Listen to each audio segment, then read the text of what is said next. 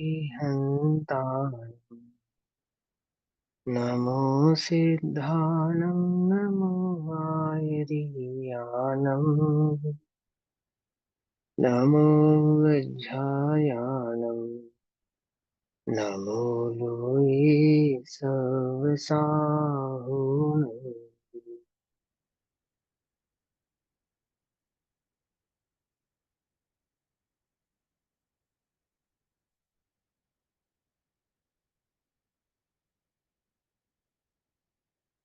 मङ्गलं भगवान् वीरो मङ्गलं गौतमो गणी मङ्गलं कुन्दकुन्दार्त्यो जैनधर्मोऽस्तु मङ्गलम्।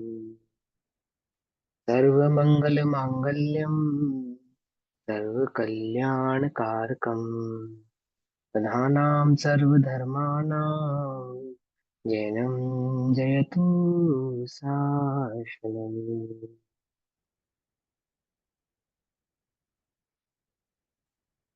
तज्जयति परं ज्योतिः समं समस्तैरनन्तपर्याये दर्पणतल इव सकला प्रतिफलति पदार्थमालिका यत्र।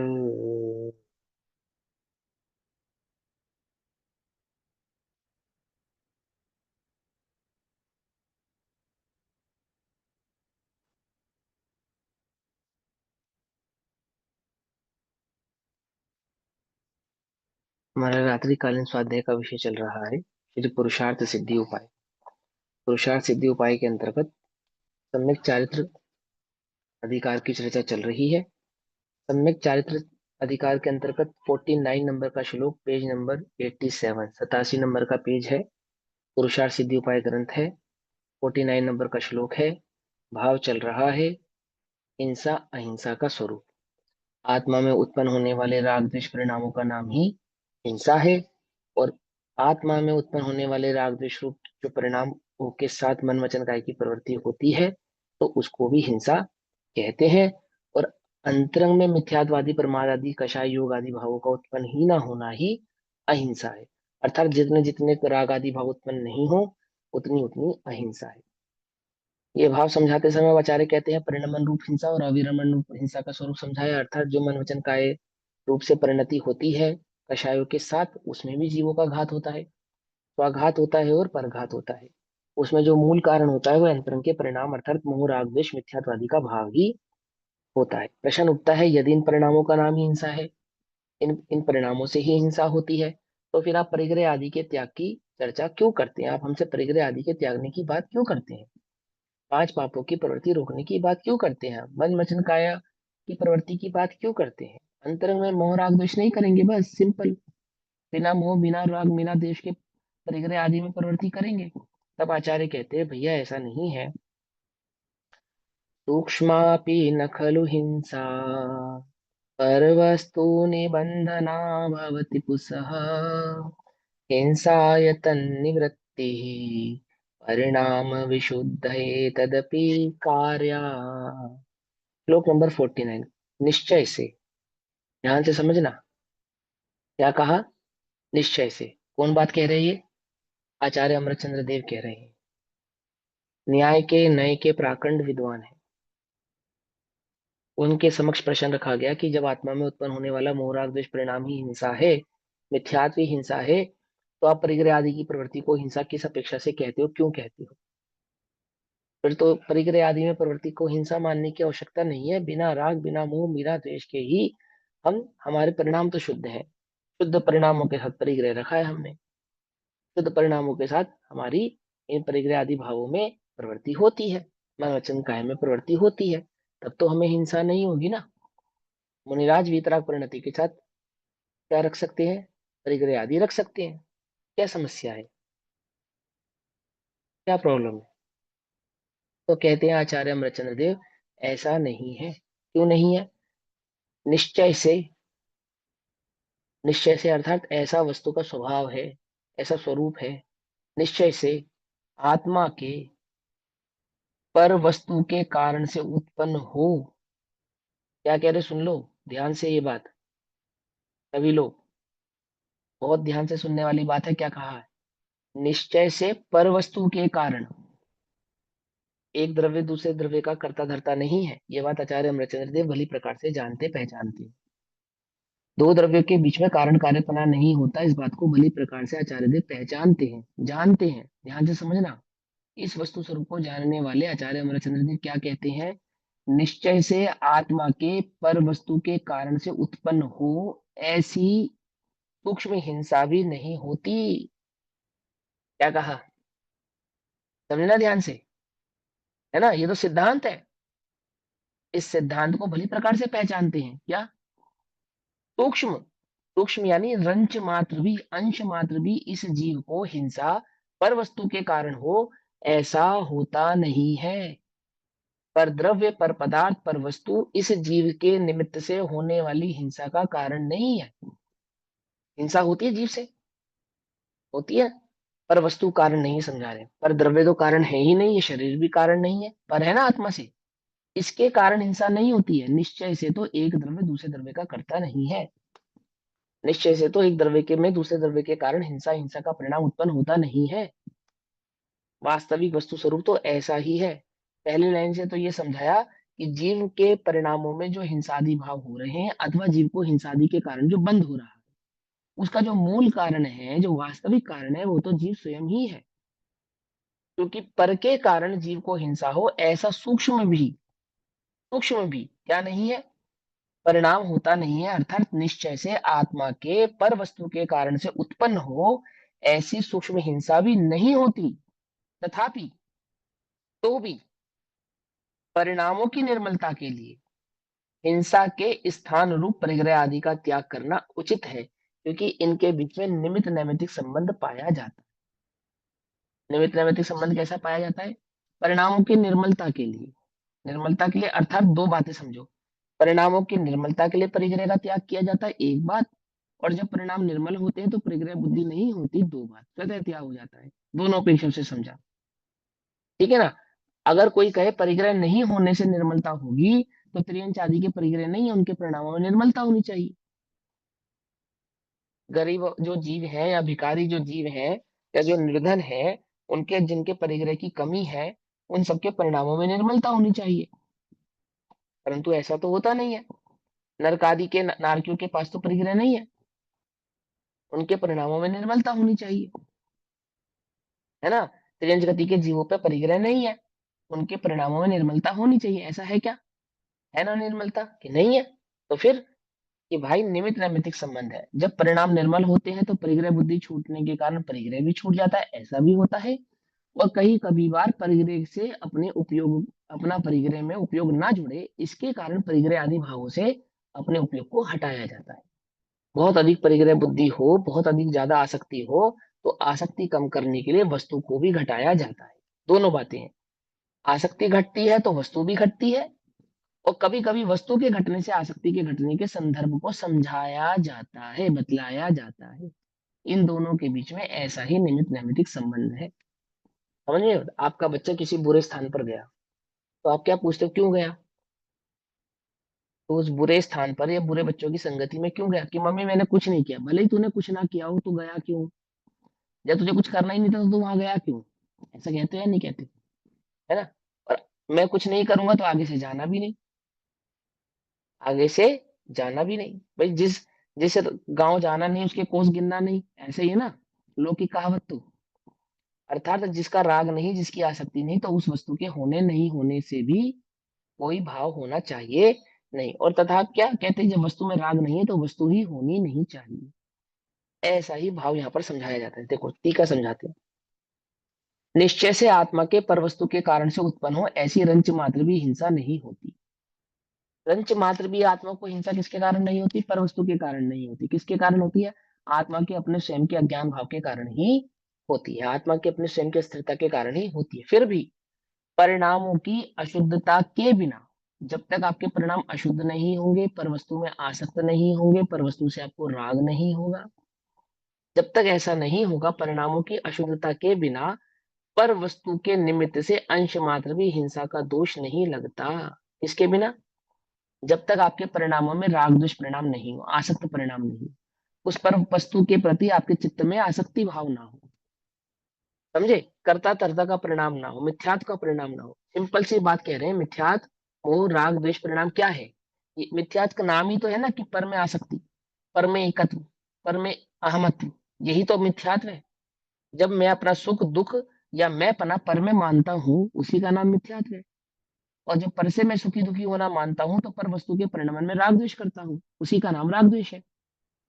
तो क्या कहते हैं, परिणामों की अशुद्धता के बिना, परिणामों में अशुद्धता माने परिणामों में राग द्वेष, परिणामों में मिथ्यात्व, इसके बिना वस्तु के निमित्त से अंश मात्र भी हिंसा का दोष नहीं लगता। अर्थात वस्तु का जो निमित्त बनता है उसमें राग द्वेष की मूल परिणति हो, तो जीव को क्या होता है, बंध आदि का परिणाम होता है। अन्यथा तो जीव को दोष लगता नहीं है, हिंसा आदि का दोष लगता नहीं है। तथापि यद्यपि निश्चय से तो ऐसा ही है, निश्चय से तो ऐसा ही स्वरूप है, तथापि परिणाम विशुद्ध हिंसायतनी निवृत्ति ही कार्य है। अर्थात तथापि परिणामों की निर्मलता के लिए हिंसा के स्थान रूप, हिंसा के स्थान कौन कौन से? हिंसा झूठ चोरी कुशील और परिग्रह। तो यहाँ पे क्या कहा, परिग्रह आदि, परिग्रह आदि कहने का तात्पर्य क्या हुआ? हिंसा झूठ चोरी कुशील और परिग्रह, ठीक, का त्याग अवश्य करना चाहिए। क्या कहा, तथापि परिणामों की निर्मलता के लिए हिंसादि के जो स्थान है, ऐसे हिंसा झूठ चोरी कुशील परिग्रह का त्याग करना चाहिए। क्योंकि ये हिंसा झूठ चोरी कुशील परिग्रह में प्रवृत्ति जीव की तभी होती है जब जीव के परिणामों में राग द्वेष की मुख्यता या उद्वत्ता होती है। और जब परिणामों में राग द्वेष परिणाम नहीं होगा, तो जीव की पांच पापों में भी प्रवृत्ति होगी नहीं। तो दो अपेक्षा से समझा रहे, प्रवृत्ति से छुड़वाते हैं तो वहां से आसक्ति घटाने के लिए कहते हैं, ठीक है ना। क्यों कहते हैं? क्योंकि परिणामों की निर्मलता के लिए, परिणाम तुम्हारे निर्मल हो इसके लिए हम तुमसे ऐसा कह रहे हैं कि तुम हिंसादि पांच पापों में प्रवृत्ति मत करो। अर्थात मूलतः तो हम तुमसे यही कह रहे हैं कि राग मत करो, द्वेष मत करो, मिथ्याद मत करो, मोह मत करो। और ये मिथ्यात्व मोह राग द्वेष मत करो, सो इसके लिए समझाते हैं कि देखो तुम्हें किससे मोह है, परिग्रह से, तो अधिक परिग्रह की बुद्धि मत करो। तुम्हें किससे द्वेष है, आमुक व्यक्ति से, तो उसकी दृष्टि मत करो। अर्थात हिंसा मत करो, झूठ मत बोलो, चोरी मत करो, कुशील मत करो और परिग्रह बुद्धि मत रखो। क्योंकि ये पांच प्रकार की प्रवृत्तियां आपके चित्त की मलिनता को ही दर्शा रही हैं। आपके चित्त में व्याप्त जो मिथ्यात्व मोह राग द्वेष आदि का परिणाम है, उसके कारण ही इस प्रकार की प्रवृत्ति हो रही है। आपको अपने अंतरंग के परिणामों को संभालना है, तो इस प्रकार की प्रवृत्ति मत करो। ये इस प्रवृत्ति के त्याग से अंतरंग के मोह राग द्वेष मिथ्यात्व को समझाने के लिए ऐसा कहा जा रहा है। क्योंकि बिना अंतरंग में मोह राग द्वेष परिणाम के इन पांच पापों की प्रवृत्ति इस जीव में इस लोक में इस जीव के दिखाई देती नहीं है।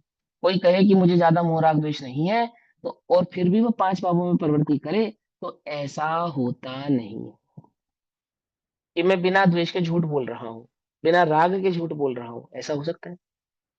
बिना बिना राग द्वेष के परिणामों के कुशील रूप प्रवृत्ति कर रहा हूँ, ऐसा हो सकता है? हम्म, बोलो। कि भैया मुझे ज्यादा मोह नहीं है, ज्यादा राग नहीं है, फिर भी आप बहुत अधिक परिग्रह बुद्धि वाले हो, बहुत अधिक परिग्रह जोड़ रहे हैं।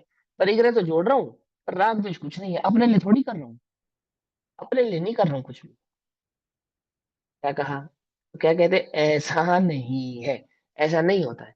आपके अंतरंग का राग द्वेष ही आपके पांच पापों की प्रवृत्ति का परिचायक है, सूचक है। वो पहचान करा रहा है कि आपकी जो ये पांच पापों में प्रवृत्ति हो रही है, इसका मतलब आपका अंतरंग अभी मलिन है। समझ में बात? अंतरंग समझ में नहीं आता हो तो बहिरंग की प्रवृत्ति से अंतरंग के परिणामों को समझाने के लिए कहा कि ये प्रवृत्ति छोड़ो। क्यों छोड़ू? कि ये तुम्हारे भीतर के मोह राग द्वेष आदि परिणामों को मंद करेगी, कम करेगी। ऐसी प्रवृत्ति करते रहोगे तो राग द्वेष कब घटेंगे? घटेंगे ही नहीं। इसी में उपयोग लगा रहेगा, इसी में चित्त लगा रहेगा, तो ये राग द्वेष मिथ्या तुम्हें समझ में आएगा ही नहीं, कषाय तुम्हारी तीव्र ही बनी रहेंगी। देखो क्या कहते हैं भावार्थ, जो भी परिणाम होता है वह किसी वस्तु का अवलंबन पाकर ही होता है। सदमस्त अवस्था में निचली भूमिका में इस जीव को जो भी परिणाम उत्पन्न होते हैं, उन परिणामों में, उन मिथ्या परिणामों में, उन राग द्वेष के परिणामों में किसी ना किसी का अवलंबन तो होता ही होता है। बिना अवलंबन के तो परिणाम होते नहीं है, ऐसे यूं ही परिणाम नहीं हो जाते, कोई ना कोई अवलंबन तो होता ही है ना। यदि सुभट की माता के सुभट पुत्र विद्यमान हो, तब तो ऐसे परिणाम होते हैं कि मैं सुबट को मारूं। क्या कहा, बात समझे नहीं? किसी जननी ने किसी योद्धा को जन्म दिया हो और वह योद्धा सुबट हो, तो अन्य सुबट को तब तो ये परिणाम होगा कि मैं आमुक को मारूं। कब मारूं? वो दुनिया में होना तो चाहिए। बंध्या की स्त्री, बंध्या के तो पुत्र होता नहीं, अर्थात किसी बांझ स्त्री के तो पुत्र होता नहीं है। कल्पना में तो कोई कहेगा नहीं कि मैं किसी को आमुक को मारूं। किसी को मारने के लिए कोई आमुक अवलंबन तो होना ही चाहिए ना। देखो क्या उदाहरण दिया, उदाहरण ये दिया, यदि सुबट की माता के सुबट पुत्र विद्यमान हो, तब तो ऐसे परिणाम होते हैं कि मैं सुबट को मारूं। परंतु जो बांझ है और जिसके पुत्र ही नहीं है, तो ऐसे परिणाम कैसे उत्पन्न हो सकते हैं कि मैं बंध्या के पुत्र को मारूं? ये सुबह। अर्थात सुबट माने योद्धा समझ लो आप, ठीक है ना, क्रूर योद्धा। ठीक, क्रूर लड़ाकू या क्रूर योद्धा ऐसे समझ लो।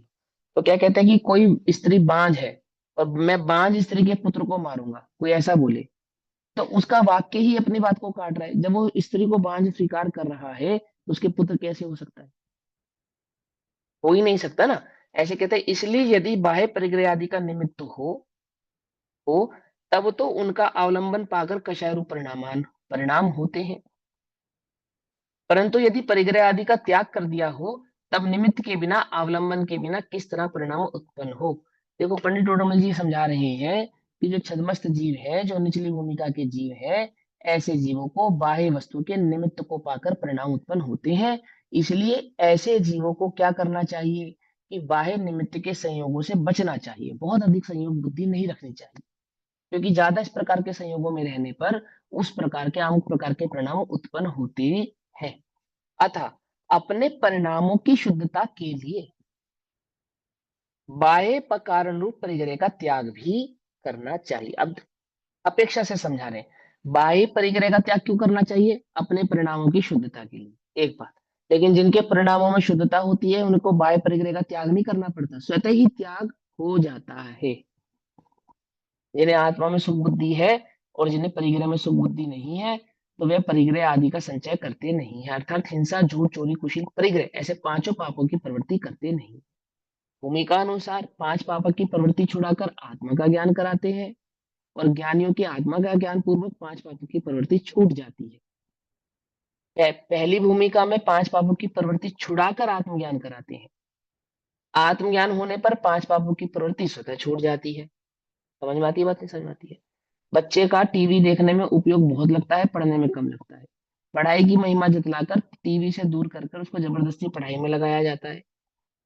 और जब वो पढ़ने के महत्व को जान जाता है, समझ जाता है, उसका उपयोग, उसकी रुचि बढ़ने लगती है, तो वह टीवी स्वतः ही देखना बंद कर देता है, मोबाइल चलाना स्वतः ही छोड़ देता है, बहुत अधिक खेलना कूदना स्वतः ही छोड़ देता है। ऐसा होता है या नहीं होता है? ऐसे ही निमित्त नैमित्तिक संबंध है। निचली भूमिका वाले जीवों को, जिन्हें वस्तु स्वरूप समझ में नहीं आया है, उन्हें पांच पापों की प्रवृत्ति को छुड़ाकर आत्मबुद्धि कराते हैं। और जिन्हें वास्तविक आत्मबुद्धि हुई है, उन्हें पांच पापों की प्रवृत्ति आपो आप ही टूट जाती है। ऐसा इस श्लोक में आचार्य देव हमको समझा रहे हैं। फिर क्या कहते हैं? एक पक्ष वाले का निषेध करते हैं।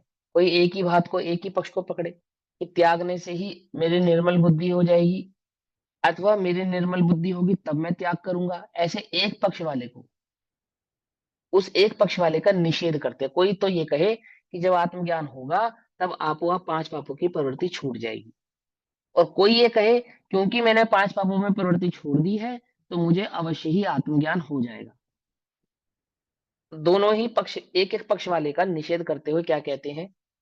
निश्चयं बुद्ध्यमानो यो निश्चय स्तमेव संश्रयते नाशयति कर्णचरणं सह वही कर्णालसो बालः।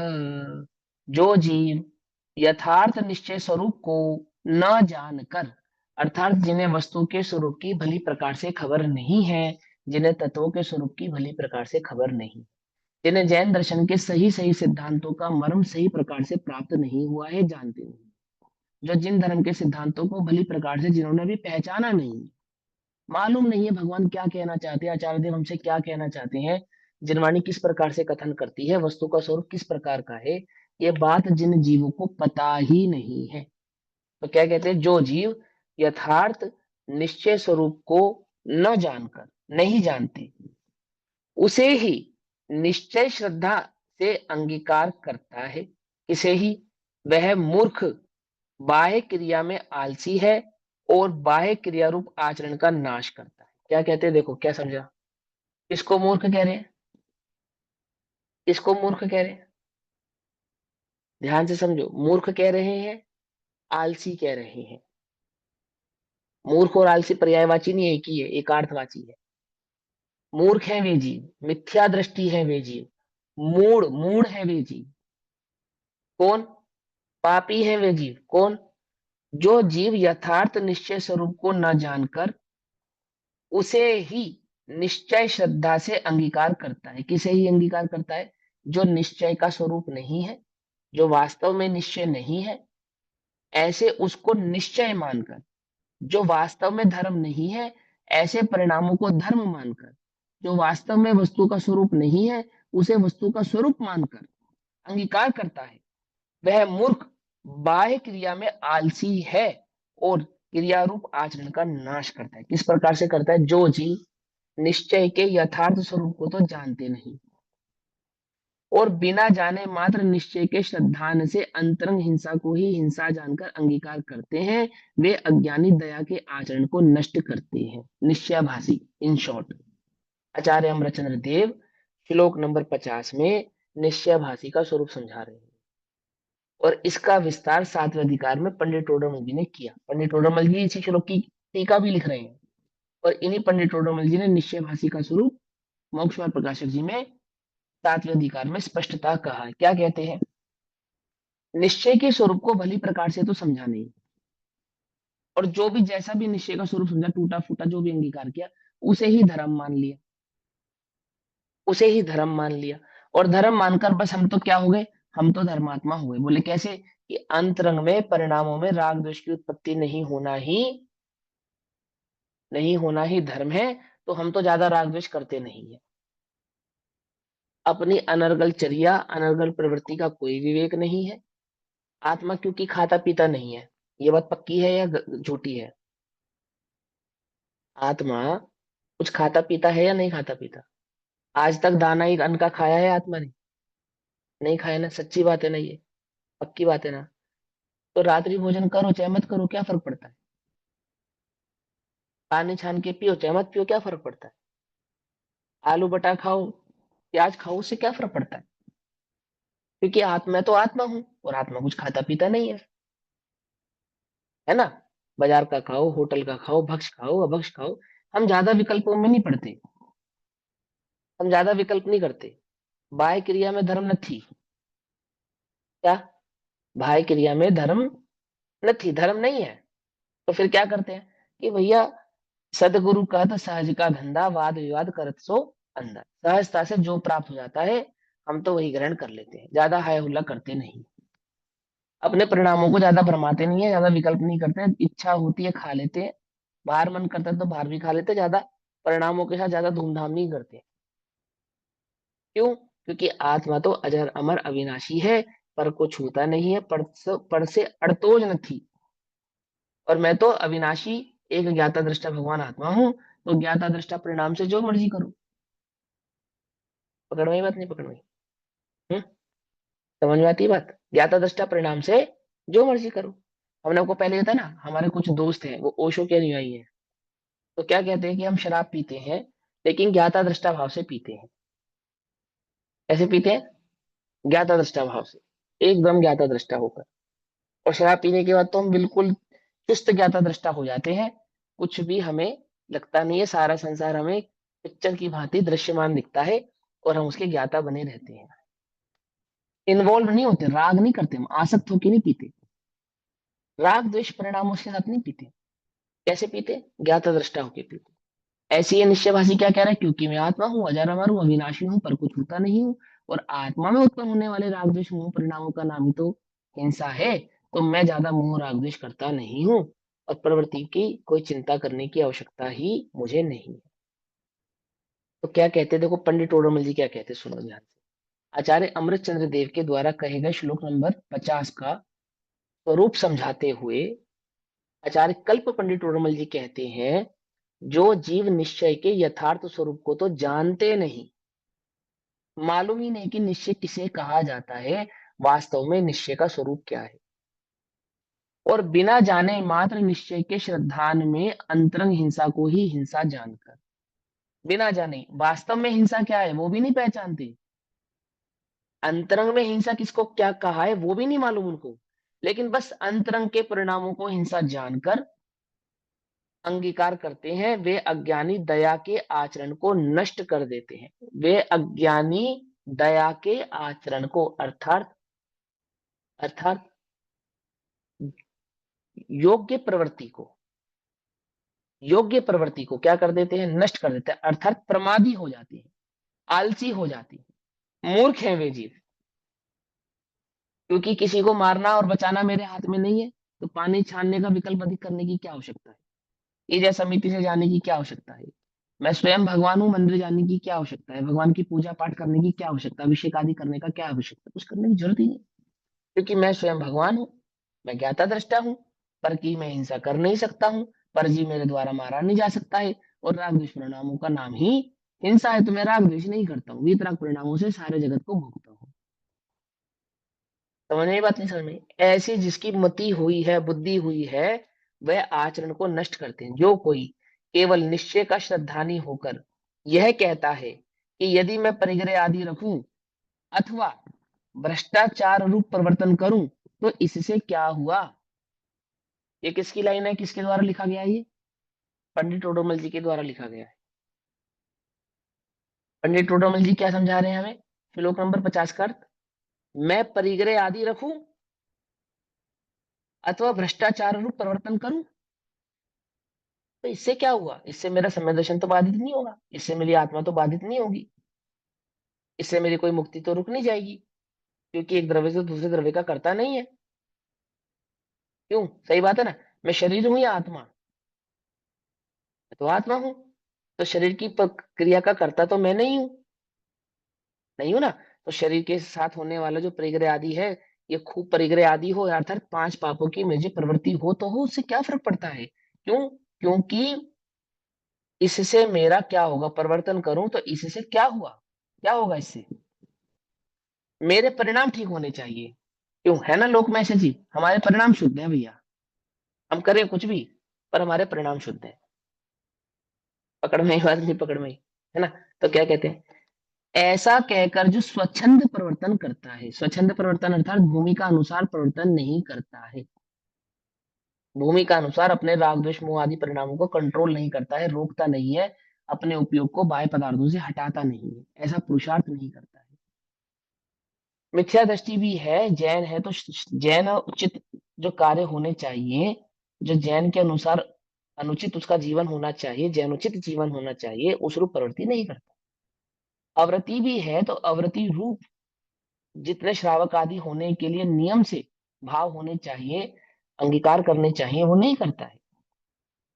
अणुव्रत आदि रूप परिवर्तन नहीं करता है, महाव्रत आदि रूप परिवर्तन नहीं करता है। क्या कहते हैं, समझना ध्यान से, गुणस्थान सम्यक दृष्टि जीव तो ये भूल नहीं करता है, पहली बात तो आप ये समझ, ये बात तो पक्की है, ये तो नियम से है कि ये मिथ्या दृष्टि की ही मति है। सम्यक दृष्टि जीवों के जीवन में इस प्रकार की अनर्गल प्रवृत्ति सहज ही होती नहीं, क्योंकि उन्होंने वस्तु स्वरूप को, वास्तविक वस्तु स्वरूप को ध्यान से समझा भी है और अनुभव भी किया है, प्राप्त भी किया है। यदि वस्तु स्वरूप उन्होंने ठीक से नहीं समझा होता, निश्चय परक भाव को सही प्रकार से समझा नहीं होता, तो वे जीव सम्यक दृष्टि भी नहीं हो सकते थे। यदि वे सम्यक दृष्टि हैं, दैट मीन्स उनको निश्चय व्यवहार की परख भली प्रकार से है, वे भली प्रकार से वस्तुओं के स्वरूप को जानते पहचानते। शेर की कहानी सुनी ना आपने, दो मुनि राजू के निमित्त से शेर को सम्यक दर्शन प्रकट हुआ। कब सम्यक दर्शन प्रकट हुआ, उस समय जिस समय वो हिरण का शिकार करके ही चुका था। मुनि राजू का निमित्त पाया, तो निमित्त पाकर उपदेश जब उसने श्रवण किया, ग्रहण किया, तो ग्रहण करने के तत्पश्चात उसने क्या ग्रहण कर लिए, अणुव्रत आदि ग्रहण कर लिए। जरूरी थे अणुव्रत आदि ग्रहण करने, जरूरी थे,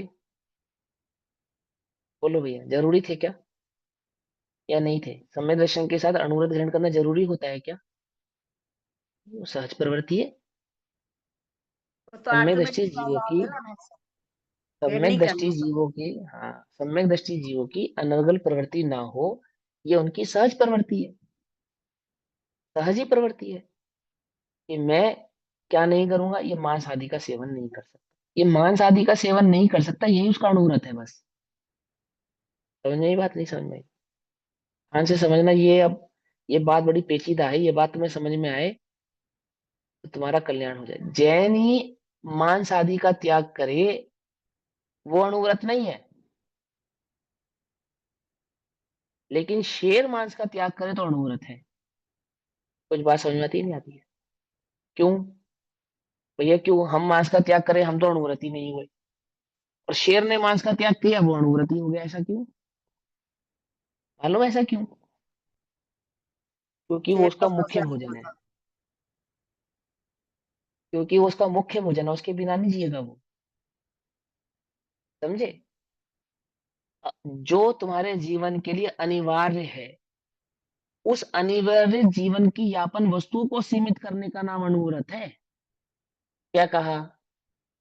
कुछ बात समझ में आती है, नहीं आती है? अनिवार्य वस्तु को सीमित करे, उसका नाम अणुव्रत है। जो अनिवार्य नहीं है, उसके त्याग का नाम अणुव्रत नहीं है। उल्टा नहीं पकड़ना, देखो बड़े ध्यान से समझना। इसीलिए अव्रति के नियम पता है क्या है?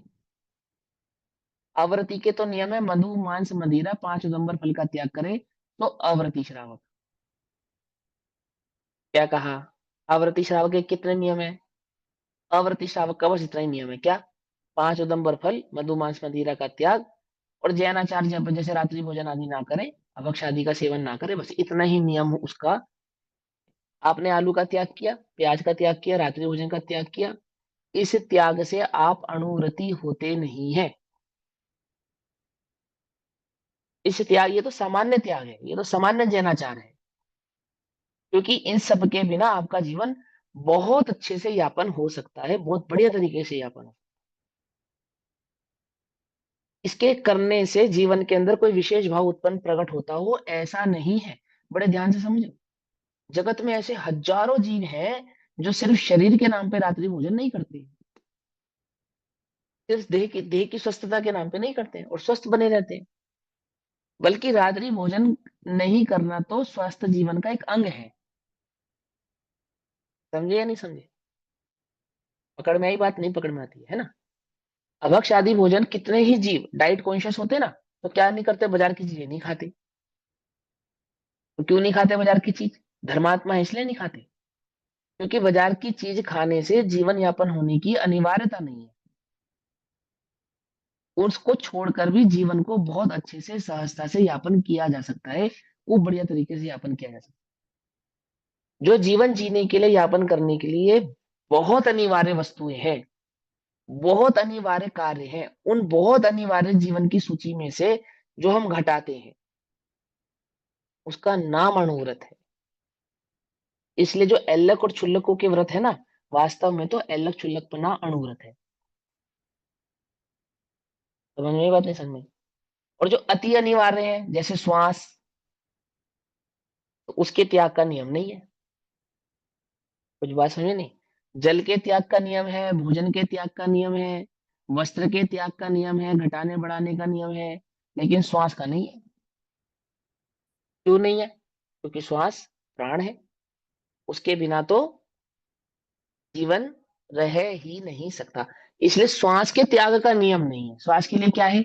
लाखों वर्षों तक जीऊं या मृत्यु आज ही आ जावे, उसका कोई नियम नहीं है। वो तो जब तक चल रही है अपने आप सहजता से चले तो चले, नहीं चले तो नहीं चले। समझ में आई बात, नहीं समझ में आई? लेकिन अन्य सभी चीजों का एक नियम है। किन किन का नियम है?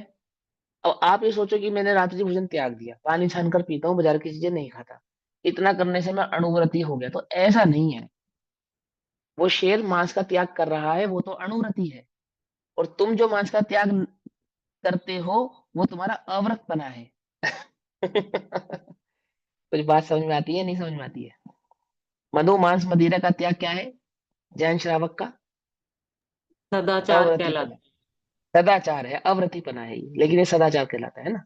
देखो भैया, देखो रात का समय है, सारे दिन के तुम भी थके हुए हो, मुझे समझ में आता है तुम्हारे चेहरों से, है ना? काम धंधे वाले जीव हो, 1 घंटा निकालते हो बड़ी मुश्किल से। एक गहरी सांस लो और छोड़ दो, तो थोड़ा रिलैक्स हो जाओ और ध्यान से सुनो, है ना? और तुमने समय निकाला है तो सुन लो, अच्छे से समझ लो। मैं भी कोशिश करूंगा कि इसको इजी करूं, इजीएस्ट भाव में तुमको समझाऊं। भाव ये चल रहा है कि वो निश्चयभाषी कहता है कि मैं, क्योंकि आत्मा पर को छूता नहीं है, खाता नहीं है, पीता नहीं है, इसलिए जो मर्जी करो, मैं तो ज्ञाता दृष्टा परिणाम वाला हूं। तो आचार्य कहते हैं कि भाई ऐसा नहीं है। तू इस निश्चय के पक्ष को ग्रहण करके जो अनर्गल स्वच्छंद प्रवृत्ति कर रहा है, ये तेरी मूर्खता का परिचायक है। अर्थात तू मिथ्या दृष्टि है, तेरी मूर्खता है। क्या कहते हैं? जो कोई केवल निश्चय का श्रद्धानी होकर यह कहता है कि यदि मैं परिग्रह आदि रखूं अथवा भ्रष्टाचार रूप प्रवर्तन करूं तो इसमें क्या हुआ, इसमें क्या हुआ, मेरे परिणाम ठीक होने चाहिए, ऐसा कहकर जो स्वच्छंद प्रवर्तन करता है, उस जीव ने दया के आचरण का नाश किया। वह बाह्य में तो निर्दयी हुआ ही, तथा अंतरंग निमित्त पाकर परिणाम अशुद्ध होते ही होते हैं, इसलिए अंतरंग की अपेक्षा भी निर्दयी हुआ। ऐसा नहीं है कि वो बाहर से निर्दयी है, वस्तु स्वरूप को सही प्रकार से नहीं पहचानने के कारण अंतरंग में भले ही स्थूल राग द्वेष आदि के परिणाम ना दिखते हो, परंतु मिथ्यात्व इतना हावी हो गया है उसके ऊपर कि वो अंतरंग से भी हिंसक ही है, निर्दयी ही है। जिसे इतनी भी खबर नहीं है, जो जीव को जीव नहीं समझ पा रहा है, जैन सिद्धांत के मर्म को नहीं पहचान पा रहा है, ऐसा स्वच्छंदी जीव अंतरंग और बहिरंग दोनों ही परिणतियों से निर्दयी है, ऐसा कह रहे हैं। भाई बस हमने शेर के अभिप्राय से समझाया कि वहां सम्यक दर्शन ग्रहण किया। सम्यक दृष्टि जीवों को पर जीवों के प्रति सहज ही करुणा का परिणाम होता है, उन्हें स्पेशली करना नहीं पड़ता। इन शॉर्ट, सम्यक दृष्टि जीवों के जीवन स्वच्छंदी नहीं होते, और एक मिथ्या दृष्टि ही ऐसा जीव है जो वस्तु स्वरूप को सही से समझता नहीं है, तो वही या तो क्रियाकांडी हो जाता है या तो स्वच्छंदी हो जाता है। समझ में बात? व्यवहाराभासी हो तो क्रियाकांड में धर्म मानने लगता है, निश्चयभाषी हो तो स्वच्छंद अनर्गल प्रवृत्ति करने लगता है। ठीक। जागृत अवस्था उस जीव की होती नहीं है। क्या कहते हैं? कैसा है वह जीव? वही करणालसा, अर्थात बाह्य क्रिया में आलसी है। बाह्य क्रिया में आलसी अर्थात जिसने अपने उपयोग की संभाल नहीं की है, उसके योग की भी संभाल हुई नहीं है। क्या कहा? समझ में बात? जिसने अपने उपयोग को नहीं संभाला, उसके योग भी संभले नहीं है। उसका उपयोग तो भ्रष्ट है ही, उसके योग भी भ्रष्ट है, ऐसा कह। बाह्य द्रव्य रूप अन्य जीव की दया में आलसी है, प्रमादी है। बाह्य जीव की दया में आलसी है, प्रमादी है। कौन? वो स्वच्छंदी। ये बात पक्की है कि वो सम्यक दृष्टि नहीं है। ये सम्यक दृष्टि जीव स्वच्छंदी होते नहीं है, ऐसा ऐसी भूल करते नहीं है। और सम्यक चारित्र के स्वरूप में मिथ्या दृष्टि के उस स्वरूप की समझा चर्चा कर रहे हैं जो मान रहा है कि मैं सम्यक दृष्टि हूँ अथवा मेरा चारित्र सम्यक चारित्र है। बोले क्यों? क्योंकि मैं ज्यादा राग द्वेष करता नहीं, मेरे परिणाम तो शुद्ध है। बोले परिणाम शुद्ध होने का मतलब स्वच्छंद प्रक्रिया नहीं है, स्वच्छंद जीवन नहीं है। ठीक, आगे इस सूत्र का अन्य प्रकार से भी अर्थ करते हैं। क्या अर्थ करते हैं अन्य प्रकार से? यह निश्चयम अबुद्यमान तम एव निश्चितः संशते सह बालः करुणा आचरण नाशति। अर्थात जो जीव निश्चय के स्वरूप को न जानकर व्यवहार रूप बाह्य परिग्रह आदि के त्याग को ही निश्चय से मोक्ष मार्ग जानकर अंगीकार करता है, वह जीव शुद्धोपयोग आत्मा की दया का नाश करता है। आगे ना दोनों बातें, या तो वह निश्चय भाषी हो जाता है तो स्वच्छंद क्रिया करने लगता है, या तो वो व्यवहाराभासी हो जाता है तो दया दान आदि हिंसा के त्यागों के परिणामों में ही अपने को धर्मात्मा मान लेता है। वास्तविक धर्मात्मा कौन है? वास्तविक धर्मात्मा तो वो सम्यक दृष्टि है जो शुद्धोपयोग सहित है, अर्थात आत्मानुभूति के साथ प्रवृत्ति कर रहा है, जिसको जीव पुद्गल धर्म धर्म आकाश काल आदि के स्वरूप को भली प्रकार से पहचाना है, जिसने आश्रव बंध संवर निर्जर आदि मोक्ष तत्व को भली प्रकार से पहचाना है। शॉर्ट में कहे तो जिसने आत्मभूत तत्व को भली प्रकार से जाना और पहचाना है, जिन मर्म को जाना पहचाना है, ऐसा जीव प्रवृत्ति करता भी है गुणस्थान प्रमाण, तो स्वच्छंद प्रवृत्ति करता नहीं है, सहज ही नहीं होती है। मिथ्या दृष्टि का कैसा स्वरूप है? वस्तु स्वरूप को भली प्रकार से पहचानता नहीं है, या तो व्यवहार को निश्चय मान लेता है, या फिर निश्चय को सही प्रकार से नहीं पहचानने के कारण स्वच्छंदी हो जाता है। ऐसी दोनों ही अवस्था उस मिथ्या दृष्टि जीव की हो जाती है। देखो ध्यान से समझो, सम्यक दृष्टि जीव परजीवों की हिंसा नहीं करते, अनर्गल प्रवृत्ति नहीं करते, और अनर्गल प्रवृत्ति नहीं करते हुए, परजीवों की हिंसा नहीं करते हुए उस क्रिया को धर्म नहीं मानते। समझ में बात नहीं? समझ? क्या नहीं मानते उसे? उसे धर्म नहीं मानते। सहज प्रवृत्ति है वो उनकी, सहज कार्य है उनका वो। समझ में बात नहीं? समझ? क्या करते हैं फिर? धर्म किसको मानते हैं? कि आत्मा के आश्रय से प्रकट हुआ वो जो शुद्धोपयोग है, एकमात्र उसी ही को जिन्होंने धर्म माना है, समझा है, जाना है, अर्थात निज चैतन्य ज्ञायक भाव को ही जो धर्म स्वरूप जानते हैं और मानते हैं, ऐसे वे सम्यक दृष्टि जीव है।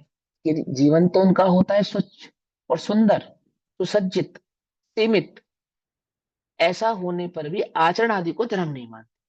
होते हुए भी आचरण आदि को धर्म नहीं मानते। धर्म तो आत्मा में उत्पन्न हुए शुद्धोपयोग आत्मानुभव को ही उन्होंने स्वीकार किया है।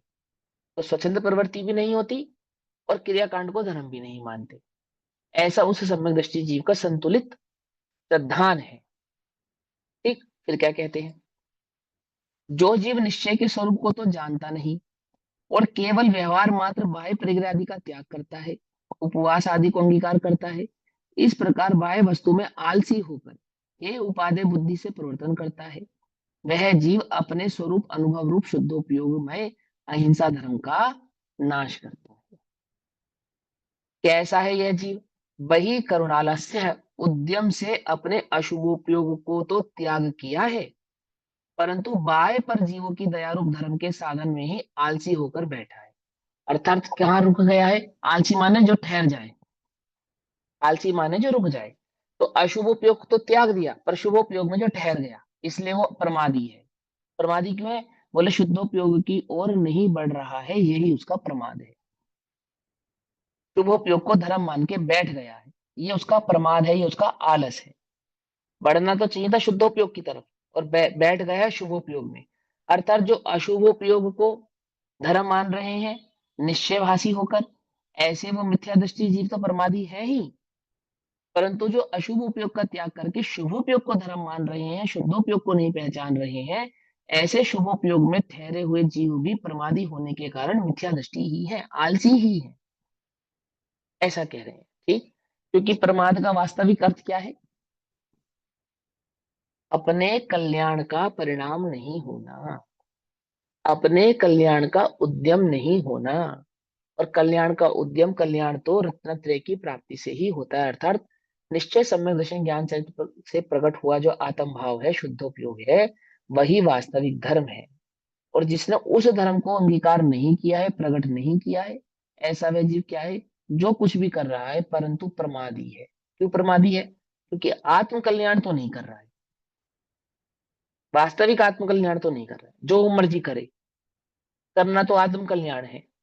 पकड़ में ही बात? ऐसा कैसा है वह जीव? उद्यम से उसने अशुभ उपयोग का तो त्याग किया है, परंतु बाह्य पर जीव की दयारूप धर्म के साधन में ही आलसी होकर बैठा है।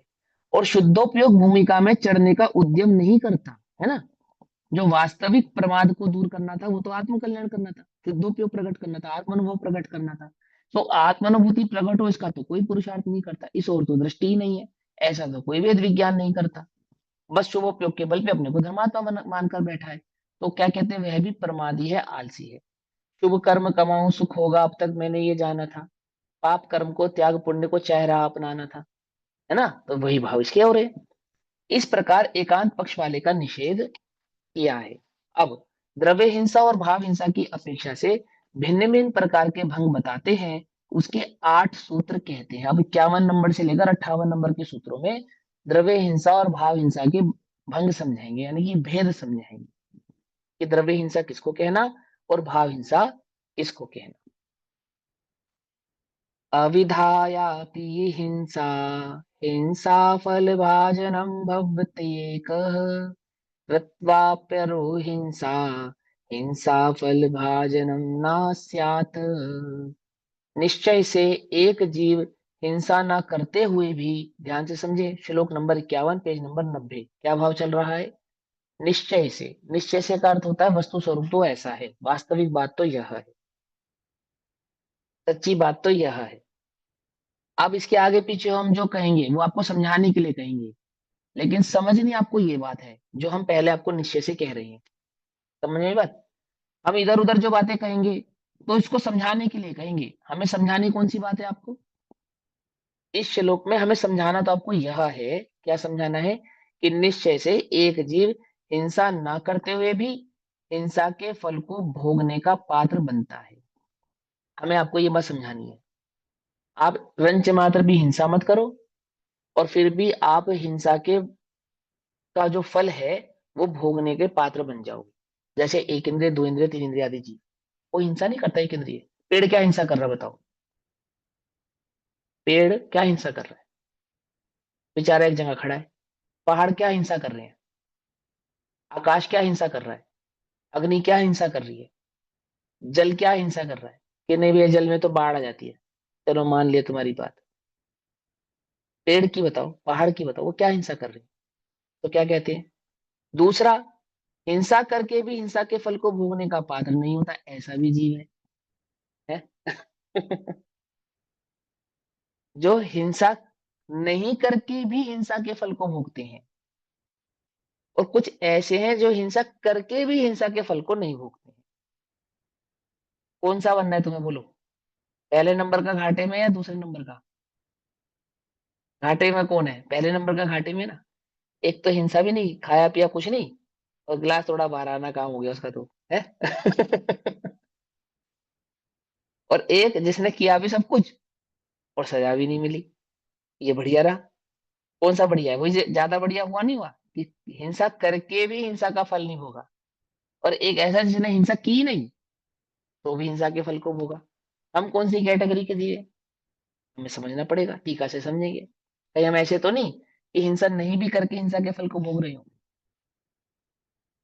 कहीं हम ऐसे तो नहीं है। तो देखो क्या कहते हैं, सुनो, निश्चय से कोई एक जीव, कोई जीव, कुछ ही जीव ऐसे भी होते हैं और कुछ जीव ऐसे भी होते हैं, ऐसा समझा रहे। कोई एक जीव कहने का मतलब कि इस संसार में कुछ जीव ऐसे भी हैं जो रंच मात्र भी हिंसा नहीं करते फिर भी उसके फल को भोगते हैं, और कुछ जीव ऐसे भी हैं जो हिंसा कर भी देते हैं, कदाचित उनसे हिंसा हो जाती है, कहने का तात्पर्य यह है, फिर भी वे फल को भोगते नहीं।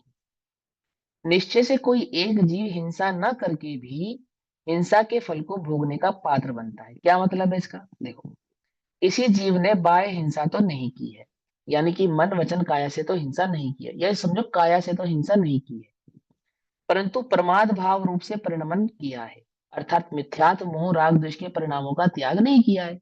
वो पेड़ क्या है, कि भले ही वो किसी की हिंसा नहीं कर रहा है परंतु मिथ्यात्व को तो नहीं त्याग पाया है। ऐसे ही तुम भले ही किसी जीव को सता नहीं रहे हो, मार नहीं रहे हो, आदि आदि कोई कार्य नहीं कर रहे हो, परंतु क्या तुमने जो प्रमाद, मूल प्रमाद अर्थात मिथ्यात्व मोह, दर्शन मोह, उसका अभाव किया है? यदि नहीं किया है तो क्या कहते हैं, किसी जीव ने बाह्य हिंसा तो नहीं की है, अर्थात देह से तो किसी जीव को मारा सताया नहीं है, परंतु प्रमाद भाव का परिणमन किया है, इस प्रकार वह जीव उदय काल में हिंसा के फल को भोगता है, क्योंकि निरंतर मोह राग द्वेष मिथ्यात्व आदि परिणामों का आश्रय उसको हो रहा है, अर्थात यूं कहें घातिया कर्मों का आश्रय तो निरंतर हो रहा है। समझना ध्यान से, एक इंद्रिय पर्याय में देखो 8 प्रकार के कर्म होते हैं, घातिया और अघातिया, घातिया और अघातिया। एक इंद्रिय पर्याय में जाने का कारण अघाती है या घाती है, बोलो। देखो, नरक, स्वर्ग, घातिया। मनुष्य और त्रियंच, है ना। तो नरक, स्वर्ग और मनुष्य आदि पर्याय जो हैं, तरस पर्याय जो हैं, क्योंकि नरक, स्वर्ग और मनुष्य तो तरस पर्याय ही है, और त्रियंच पर्याय में स्थावर और तरस दोनों ही अवस्थाएं हैं। तो तरस त्रियंच भी समझ लो आप, है ना, संघी पंचेंद्रिय पर्याय जितनी भी हैं, तो संघी पंचेंद्रिय पर्यायों की प्राप्ति तो कदाचित अघाती कर्मों की अपेक्षा से हो जाती है, लेकिन एक इंद्रिय आदि पर्यायों की जो अवस्था जीव को प्राप्त होती है वो तो नियम से घाती कर्मों के आश्रम के कारण ही होती है। कुछ बात समझ में आ रही नहीं आ रही है? युद्ध का परिणाम नरक हो सकता है, एक इंद्रिय पना नहीं हो सकता। लेकिन यह यहाँ आचार्य आपको ये समझाएंगे, अगर आप आगम पढ़ेंगे तो मंदिर में पूजा प्रक्षाल पाठ पूजन करने के बावजूद आप एक इंद्रिय पर्याय में जा सकते हैं, जा सकते हैं। क्यों, क्योंकि ऐसा ही नियम है। क्या नियम है, 2000 सागर सादिक के लिए निकला यह जीव कहां से, निगोद पर्याय से, या जो कहूं एक इंद्रिय पर्याय से, अगर सम्यक दर्शन आदि प्रकट नहीं करता है तो नियम से एक इंद्रिय पर्याय अवस्थाओं को प्राप्त अवश्य ही होता है। अर्थात जो आत्मा में घातीय कर्मों का आश्रव है ना, अगर घाती कर्म के आश्रव को संवर में कन्वर्ट नहीं करता है, निर्जरा में कन्वर्ट नहीं करता, उन्हें नहीं रोकता है, तो ये जीव नियम से वापस एक इंद्रिय पर्याय में चला जाता है। बोलो भैया, कौन सा सौदा घाटे का हुआ?